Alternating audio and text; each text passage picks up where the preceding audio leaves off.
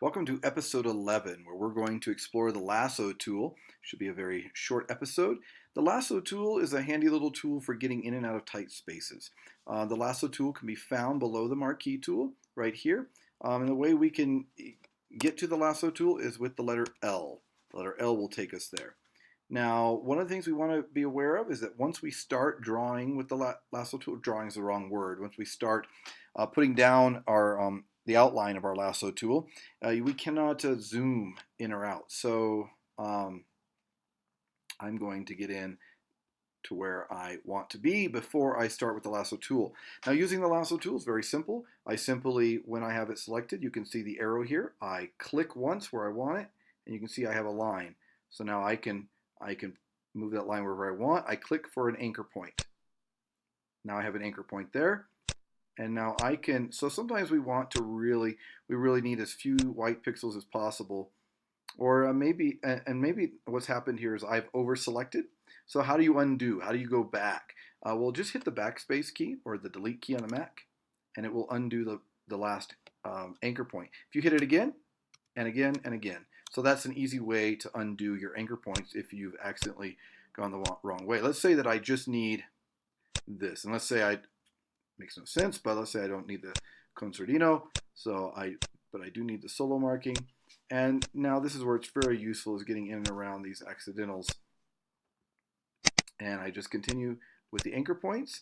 The last thing we should know is that when we see the circle, if you see the circle there on my floating lasso tool, now it's gone, now it's there. Once the circle shows up, that means when I click, it will connect the lasso. So I'm going to click, and now it's connected, and I could cut this material. I can do anything with it that I would do with a Marquee tool. I can copy it, I can paste it, I can actually transform it. I mean, I could scale this if I wanted to. I can move it wherever I want it to. I can do all sorts of things. I can rotate it. So the lasso tool, sometimes it's helpful. For instance, if you're moving one stave onto another page, we're going to go ahead and do that and undo. And let's say the staves are very tight and close together. This is a good tool to get in and around the things between the two staves, so you can select the stave you want to move or cut and paste on a different page.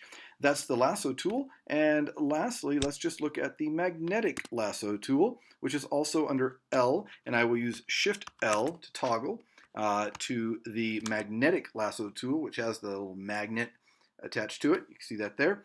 This is similar to the lasso tool, but it's kind of does its own anchoring as you go.